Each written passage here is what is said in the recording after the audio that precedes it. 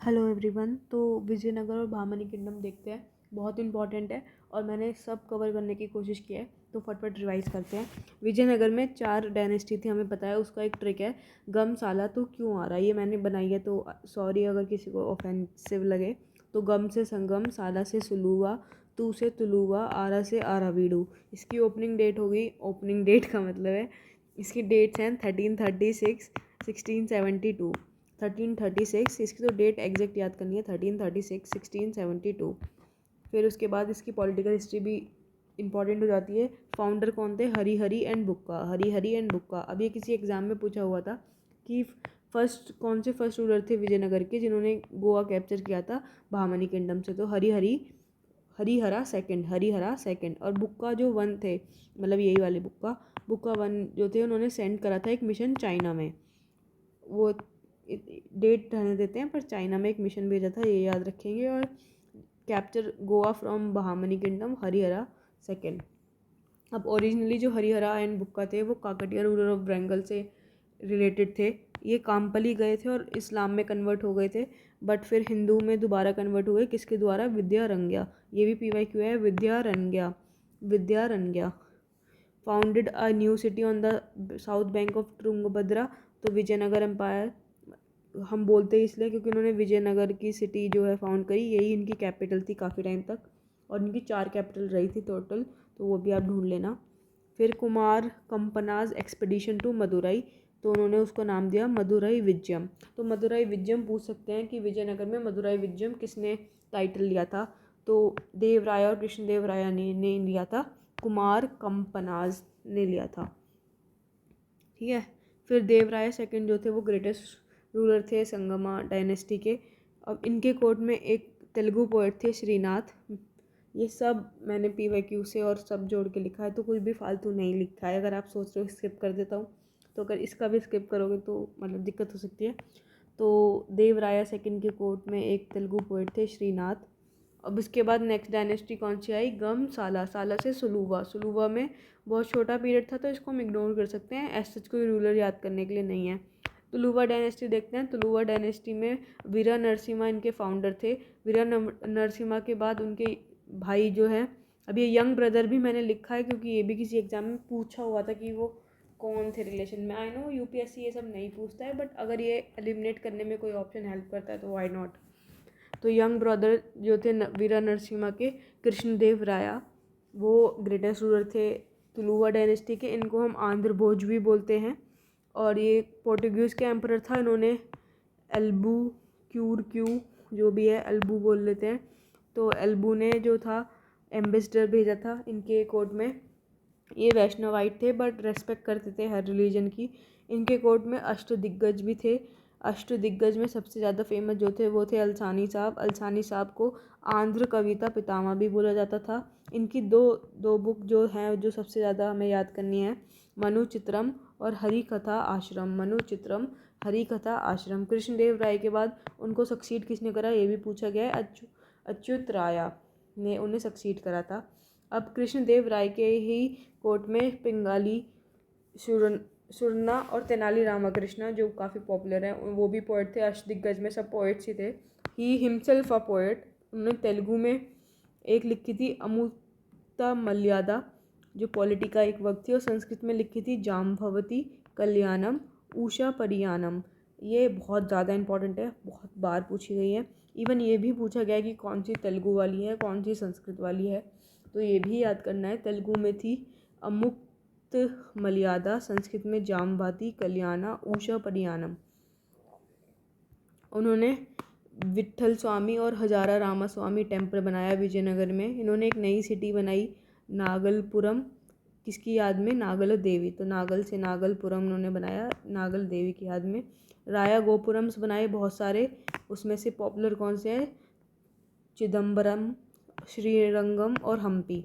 इनके राया गोपुरम जो है वो कृष्णदेव राय ने बनाए थे। अब एक जो बैटल है जो बहुत फेमस है, जो इसके बैटल के बाद ही डिक्लाइन शुरू हो जाता है विजयनगर एम्पायर का, वो है बैटल ऑफ तलाईकोटा। बैटल ऑफ तलाईकोटा कब हुई थी, ये डेट रट लो, 1565। बनी कब था Vijayanagar empire? 1336। Battle of Talikota 15 1865। Battle of Talikota में क्या हुआ था, जो कंबाइंड फोर्सेस थी बीजापुर, अहमदनगर, गोलकोंडा और बिदार की, उन्होंने हरा दिया था। किस रूलर को हराया था, राम राया। ये कौन है, ये सब बहामनी किंगडम के फ्यूडरीज हैं, ये हम पढ़ेंगे जब बहामनी किंगडम टूट जाता है 5 उसमें। तो बैटल ऑफ तलाईकोटा का और क्या बोलते हैं, राक्षसा तंगड़ी। ये भी पूछा गया है, क्या बोलते हैं, राक्षसा तंगड़ी, बैटल ऑफ तलाईकोटा। बस इसमें सबसे इम्पॉर्टेंट एक जो चीज़ है वो है कि बेरार ने इस लड़ाई में हिस्सा नहीं लिया था। बहामनी किंगडम जो 5 उसमें टूटा तो सिर्फ 4 लोगों ने लड़ाई की थी battle of Talikota, not all 5 were involve. तो उसमें से कौन इन्वॉल्व नहीं था, वो था बेरार। बीजापुर, गोलकोंडा, बिदार और अहमदनगर इन्वॉल्व थे, बेरार नहीं था। अब एंड में देखते हैं एराविडू डायनेस्टी आई, इसमें तिरुमला, श्रीरंगा और वेनकटा टू, ये रूलर हम याद रख सकते हैं अगर। उसमें से इम्पॉर्टेंट ये है वेनकटा सेकंड। इनके ऊपर PYQ ये था कि जब वोडियार फाउंड हुआ मैसूर का, तो कौन रूलर थे, राजा वोडियार जब फाउंड हुआ मैसूर में तो रूलर थे वेनकटा सेकंड। ये वोडियार वही हैं जिनको फिर जब ब्रिटिश लोग टीपू सुल्तान को हटाएंगे और वापस वोडियार डायनेस्टी ही ले आएंगे मैसूर में, तो ये वही हैं वोडियार डायनेस्टी। तो जब ये फाउंड हुआ मैसूर में तो तब वेनकटा सेकंड रूलर थे एराविडो डायनेस्टी के, विजयनगर एम्पायर के। लास्ट रूलर कौन थे, लास्ट रूलर थे Sriranga third, Sriranga third, Sriranga third, Sriranga third. ठीक है, और इसको रॉबर्ट सुएल ने क्या बोला है, forgotten empire. Of course Robert Sewell इसके लिए बहुत इंपॉर्टेंट है। इवन विकिपीडिया पे भी आप विजयनगर सर्च करोगे तो पहले ही पैराग्राफ में रॉबर्ट सुएल की बातें लिखी हुई आ जाती हैं कि उन्होंने इसको कर्नाटका एम्पायर क्यों नहीं बोला, विजयनगर क्यों बोला, ये सब। तो इसलिए रॉबर्ट सुएल ने उनको बोला है फॉरगॉटन एम्पायर। इवन ये NCERT में भी है शायद किसी। अब इनका एडमिनिस्ट्रेशन देख लेते हैं। एडमिनिस्ट्रेशन में क्या था, किंग जो थे वो एब्सोल्यूट अथॉरिटी थी, पर जो काउंसिल ऑफ मिनिस्टर उन्हें असिस्ट करते थे और वो हेरिडिटरी था और सब कास्ट में इंक्लूड होता था। तो मतलब वो हर रिलीजन को भी ले रहे हैं, हर कास्ट को भी ले रहे हैं, तो इनका अच्छा माना जाएगा। कोई भी पॉजिटिव स्टेटमेंट आते हैं इनके लो लेकर। अब इसका ये जो उनको पूछते हैं कि भाई उनकी जो एरिया था वो कैसे होता, तो पहले मंडलम्स, फिर नाइडूज, फिर स्थलास और फिर ग्रामास। तो ग्राम तो हमें याद हो जाएगा, ये हमें याद करना है, इसका कोई ऑप्शन नहीं है। मंडलास, नाइडूज, स्थलास, ग्रामास। मंडलास, नाइडूज, नाडूज, तमिलनाडु से नाडू तो याद रखेंगे कि हाँ भाई ये स्टेट के लेवल पे कर लो। फिर मंडला, नाडू, स्थला, ग्रामास। अब मंडलास को कौन देखता था, नायक, और उनको क्या बोलते थे, मंडलेश्वर। और इन फुल पावर दे रखी थी उन्होंने लोकल अथॉरिटीज़ को। कहीं ना कहीं ये जाके एक रीज़न भी बनेगा विजयनगर के डिसइंटीग्रेशन का। अब ये ना ये याद रख लो कि अलग अलग टाइप के टैक्स लगा रखे थे, जैसे ग्रेजिंग टैक्स, मैरिज टैक्स। तो अगर कोई और भी टैक्स आता है थोड़ा यूनिक सा तो हाँ ये लगाते थे। इनका काफ़ी टैक्सिंग सिस्टम काफ़ी ज़्यादा था और कस्टम भी लेते थे पोस्ट पे, तो हर चीज़ इनके में हाँ बोल सकते हैं हम। ठीक है, अब जो ये सबसे ज़्यादा मेन रेवेन्यू था वो वही लैंड रेवेन्यू से होगा जो फिक्स था 1/6 ऑफ प्रोड्यूस पे, पर क्वालिटी ऑफ लैंड के हिसाब से ही लेते थे। तो 1/6 ऑफ प्रोड्यूस फिक्स था और क्वालिटी ऑफ लैंड में भी 4 तरीके की कर रखी थी, wetland, dry land, orchards, woods. Land revenue के डिपार्टमेंट को क्या बोलते थे, अष्टवाना। अष्टवाना लैंड रेवेन्यू के डिपार्टमेंट को बोलते थे अष्टवाना। पुलिस टैक्स भी लगा देते थे। अब यार अरारू, सवत, तंत्रम, ये तो याद भी ना हो। हर्ष पनिशमेंट बिल्कुल ही गंवार। हार्श पनिशमेंट देते थे ये लोग। कैवलरी, इन्फेंट्री, आर्टिलरी, एलिफेंट, सब हाईब्रिड के ये हॉर्सेस वगैरह सब फॉरेन ट्रेड करते थे। तो मतलब सब कुछ बहुत मस्त था। आर्टिलरी डिपार्टमेंट का कमांडर इन चीफ होता था। टॉप ग्रेड ऑफिसर्स कौन से होते थे, नायक और पॉलीगार्ड्स। इनको इनकी सर्विस के लिए लैंड मिलती थी, उस लैंड को क्या बोलते थे, अमाराम। ठीक है, तो टॉप ग्रेड ऑफिसर्स हो गए नायक और पॉलीगार्ड्स। इनको इनकी सर्विस के लिए लैंड इन ल्यू मिलती थी, उस लैंड को बोलते थे अमाराम्स। ठीक, अब नायकारा सिस्टम, इसको ही बोलते थे नायकारा सिस्टम। नायकारा सिस्टम में आर्मी चीफ जो होता था उसको नायक बोलते थे।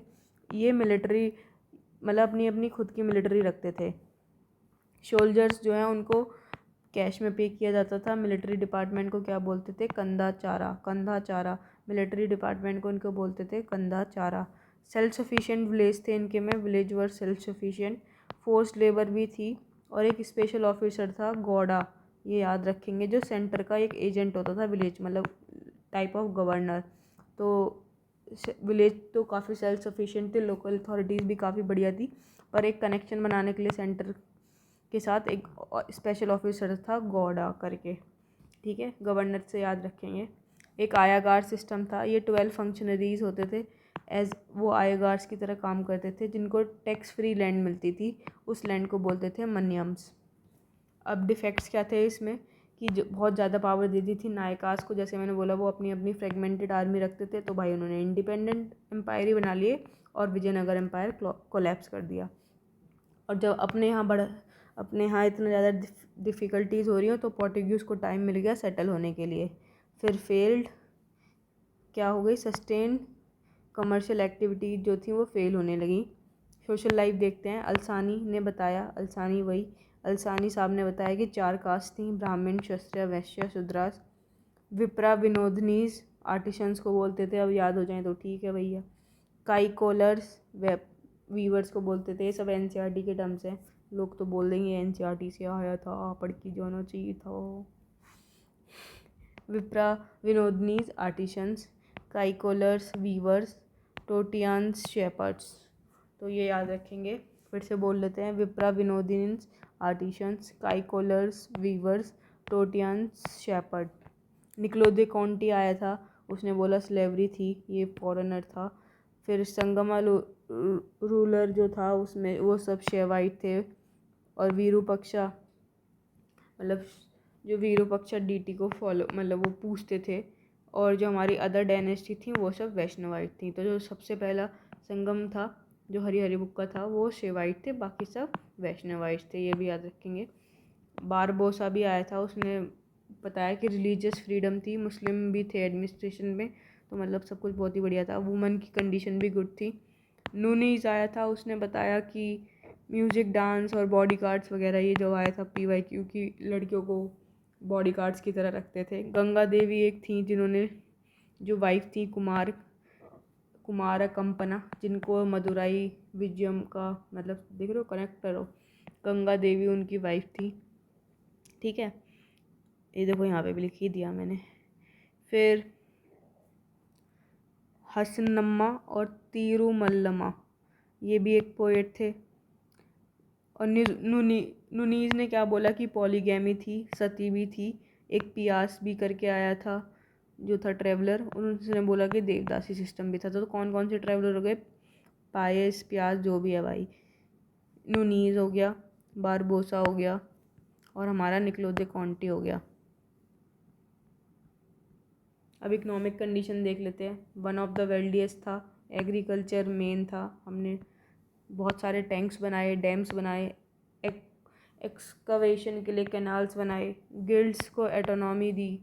अब गिल्ड्स को ऑटोनॉमी दी क्योंकि जब बिज़नेस इतना बढ़िया है तो गिल्ड्स तो आएंगी। सेथीज, बीरूदास, नाकाराज, गतरीगाज, भाई जो भी है याद करना पड़ेगा। मेन इंडिविजुअल्स जो थे मेन इंडस्ट्रीज जो थी वो थी क्लोथ की, परफ्यूम्स की और यूटेंसिल्स की। Diamond mines, Kurnool, Anantapur district आज भी यही हैं। Chief gold mines chief gold coin जो थे वो वराहा, तो अब विकीपीडिया पे भी देखोगे तो उनकी करेंसी के नाम पे वराहा ही लिखा है, तो चीफ गोल्ड कॉइन को बोलते थे हम वराहा। वेट इनका वेरी करता था। कॉइन्स कॉपर के भी, गोल्ड के भी, सिल्वर के भी थे। जो उन पे एक ब्यूटीफुल वर्ड होती थी उसको बोलते थे गर्दा भिरिंदा। सी पोर्ट्स थे इनके, Malabar, Kinnaur. Art of ship building था। इंपोर्ट क्या करते थे, horses, copper, mercury, velvet, silk, pearls. और एक्सपोर्ट क्या करते थे, sugar, salt, rice, iron, spices. अब आर्किटेक्ट देख लेते हैं। कंट्रीब्यूशन इनका पांड्यास, चोलास और होशियालास और चालुक्यास कॉम्बिनेशन था इनका, जो ये बनाते थे। No mortar and cementing agent, ये याद रखेंगे, एक्सट्रीम स्टेटमेंट है। No mortar and cementing agent ये यूज़ करते मतलब नहीं करते थे कुछ भी। सॉप स्टोन का यूज़ करते थे, हार्ड ग्रेनाइट का यूज़ करते थे। Technique of interlocking. अब ऑफकोर्स अगर मोटार यूज़ नहीं कर रहे तो कोई तो टेक्निक यूज़ करेंगे, उसको बोल देते हैं टेक्निक ऑफ इंटरलॉकिंग। फिर राया गोपुरम्स हमने पढ़ा, राया गोपुरम्स कल्याण मंडप विद कार्व्ड पिलर्स, ये बनाते थे कल्याण मंडप पे। मैंने स्टार लगा रखा है तो मतलब ज़्यादा PYQ आए होंगे। पिलर्स जो थे वो कार्व्ड थे डिस्टिंक्टिव फीचर से लाइक हॉर्सेस। फिर स्टाइल ऑफ ऑर्नेट, फिर Amman shrines added, Amman shrines add करे। फिर उन्होंने विरूपक्षा टेम्पल बनाया जो ओल्डेस्ट टेम्पल है हम्पी का। हम्पी हमारा यूनेस्को साइट भी है और इसके रिमेन्स फाउंड होते हैं विजयनगर एम्पायर में। द्रविडियन है ये। विट्ठल स्वामी और हजार राम स्वामी हमने देखा कि कृष्णदेव राय ने बनाया। ये दोनों जो टेम्पल हैं ये इमिट करते हैं म्यूजिकल नोट्स। ये भी PYQ में पूछा गया कि कौन सा टेम्पल वर इमिटिंग म्यूजिकल नोट्स, तो विट्ठल स्वामी, हजार राम स्वामी। फिर वर्धराजा एंड एकम परनथा टेम्पल जो है वो कांचीपुरम में बना है, वर्धराजा एंड एकम परनथा टेम्पल।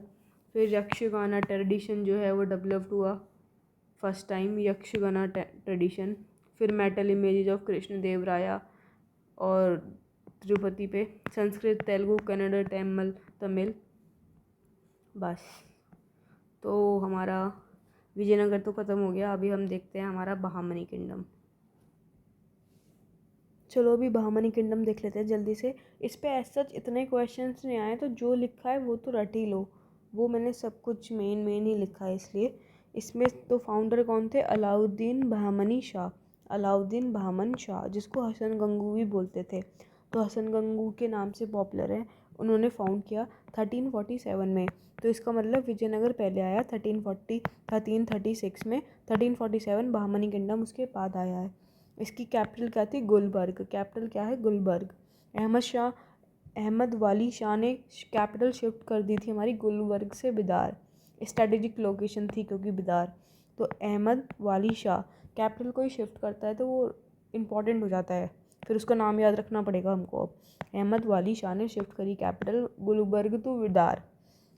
गुलबर्ग जो फेस था उसमें ताजुद्दीन फिरोज शाह ग्रेटेस्ट सुल्तान थे। उन्होंने हिंदुओं को अपने एडमिनिस्ट्रेशन में रखा।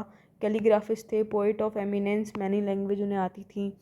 और उन तो ताजुद्दीन फिरोज शाह जिन्होंने सेकुलरिज्म दिखाई और थोड़े बढ़िया पोइट थे। ठीक है। प्रिंसिपल पोर्ट क्या थे बहामनी किंगडम के? चौल और धवोल, चौल धवोल। ठीक है। अब मोहम्मद शाह थर्ड, ये इनके टाइम पे बहामनी किंगडम पीक पे गया। क्यों? क्योंकि राजा से इम्पोर्टेंट यहाँ थे उनके मिनिस्टर महमूद गवान। इनका नाम याद रखेंगे। ये पर्शियन मर्चेंट थे। इनका इम्पोर्टेंट रोल है क्योंकि फिर ये चीफ मिनिस्टर भी बना दिया गया इन्हें। और 1643 में ये वकील सुल्तान भी बन गए। इन्होंने अपने आप को टाइटल दिया ख्वाजा जहाँ मालिक उल तुज़र। ठीक है। फिर ये जीनियस भी, मतलब सब कुछ अगर इनके तारीफ में अगर कुछ भी आए मोहम्मद गवान के तो हाँ ही मान लेना। कॉन्क्वेस्ट उन्होंने कॉन्कन में, गोवा में, कृष्ण गोदावरी डेल्टा और ये सब पे कॉन्क्वेस्ट किया तो ऑफकोर्स ये जीनियस हो जाते हैं। एडमिनिस्ट्रेटिव जीनियस देखें तो ये परफॉर्मेंस बेस्ड पे पेमेंट होती थी। ये बहुत अच्छी इनका एक यूनिक पॉइंट है बहामनी किंगडम के गवान साहब का। और कंट्रोल जो था सुल्तान का वो नॉवेल्स पे था। अब नॉवेल्स पे सुल्तान कंट्रोल रखेंगे तो सुल्तान नॉवेल्स को ये पसंद नहीं आएगा, तो इन्होंने गवान साहब को उड़ा दिया, मतलब मार दिया। और फिर वहाँ से बहामनी किंगडम का डिक्लाइन शुरू हो जाता है। अब नॉवेल्स खुद में भी डिवाइडेड थे, डेक्कनीज़ और अफकाकीज़ में। डेक्कनीज़ जो वहाँ के ओल्ड टाइम्स के थे और अफकाकीज़ जो माने जाएंगे वो होंगे हमारे न्यू कॉमर्स को। बैटल ऑफ दीवानी हुई फिर 1526 इसमें याद रखेंगे। 1526 में ये 5 इंडिपेंडेंट में टूट जाता है सुल्तान जो है हमारा बहामनी किंगडम। अब इसकी एक ट्रिक है तो बहुत ही बेकार है, बट दिस इज़ हाउ मैंने याद किया है, बट तो आप भी कर सकते हो। वो ये और ये इम्पोर्टेंट हो जाता है कभी कभी अगर पूछ लिया तो। अहमजी ने पूरा दिल बेकार मैड कर दिया गोपी क्यों डरा दिया, मतलब ऐसे, सॉरी मैंने गलती बोल दिया। अहमजी ने पूरा दिल बेकार एंड मैड किया, गोपी को डरा दिया। अहमजी and Gopi, I hope you know. ठीक है। तो अहमजी अहमदनगर जी ने निज़ाम शाह। पूरा दिल, पूरा मतलब बीजापुर, दिल मतलब आदिल, बेकार से बेरार, मैड से इमाद, किया और गोपी से गोलकोंडा, कू मतलब कुतुब शाही, डरा दिया से बिदर और बारीदी। अब ऐसे मैंने याद करा है, आप याद कर सकते हो, वरना ये याद कर लो। अहमदनगर निज़ाम शाह, बीजापुर आदिल शाह, बेरार इमाद शाही, गोलकोंडा कुतुब शाही, बिदार से बरीदी शाही। अब एडमिनिस्ट्रेशन देखें अगर हम इनका, तो स्ट्रक्चर जो है वो दिल्ली सुल्तान की तरह ही था। सुल्तान को हेड बनाया, वकील, वज़ीर और बख्शी और काजी सुल्तान के नीचे बनाए। अब कुछ वो देख लेते हैं टर्म्स। दाबिर जो था वो सेक्रेटरी था। मुफ्ती जो था वो लॉ का इंटरप्रेटर था, ये याद रखेंगे मुफ्ती। कोटवाल था। मेहताशिप था जो सेंसर ऑफ पब्लिक मॉरल्स, इसको मेहता साहिब से याद कराया मैंने, जो तारक मेहता में मॉरल सिखाता रहता है ना मेहता साहिब, तो मेहताशिप जो था वो सेंसर ऑफ पब्लिक मॉरल था। मुनिहंस जो थे वो स्पाइस थे। मुनिहंस इंटू 4 तरफ्स और प्रोविंसेस, मतलब 4 तरफ्स और प्रोविंसेस में डिवाइडेड था। ऊपर किस में डिवाइडेड था, उसमें भी 4 में था। मंडलम्स, नाडु और आगे आगे क्या था, डैश और ग्राम्स। इस डैश में क्या था अभी याद कर लेते हैं। मंडलम, नाडु, स्थलास, ग्राम्स। Okay. Systematic measurement of land था, उनका भी था। रेवेन्यू सिस्टम स्ट्रीमलाइज था, गवान ने जो करा था रेवेन्यू सिस्टम को स्ट्रीमलाइज कर दिया था। स्ट्रीमलाइंड, सॉरी यार मेरी प्रोनाउंसिएशन इतनी ख़राब नहीं है, पर जैसी ही वीडियो बनाती हूँ मैं वो हो जाता है मेरा, तो वो कैसी जीभ लबलबाई वाला ऐड हो जाता है। ट्रेड एंड कॉमर्स देखे तो मोस्टली हिंदूज थे। निकितिन वेतनीम जो ट्रैवलर, वेनेटियन पता नहीं, जो एक ट्रैवलर आया था निकितिन। ये मुस्तफ़ाबाद, दबूल जो थे वो सेंटर थे कमर्शियल एक्टिविटीज़ के, क्योंकि ये पोर्ट भी था। अब सोसाइटी कैसी थी, मोस्टली सुन्नीस थे जो रूलर थे। कॉस्मोपॉलिटिकल सोसाइटी थी, पर्शियन, मराठी, दखनीज, कन्नड़ा, तेलुगु, ये सारी लैंग्वेज थी। Sufis of Chishti, Qadri and स्थिर ऑर्डर के सारे सूफीज़ थे। बिदार जो था वो इम्पोर्टेंट सेंटर था कादरी ऑर्डर का। शेख सिराजुद्दीन जुनैदी जो थे वो फर्स्ट सूफी थे जिन्हें रॉयल ऑनर रिसीव हुआ। शेख सिराजुद्दीन जुनैदी। चिश्ती शेन जो थे गेसू दराज, वो मेन टीनेंस थे खानका ऑफ गेसू के। गेसू दराज Chishti saint Gesu Daraz, maintenance of खानका ऑफ गेजू। इन्फ्लक्स ऑफ अफकाकीज जो हमने बोला नए वाले, शिया पॉपुलेशन बढ़ गई। Mingling of Muslim and Hindu. That's it.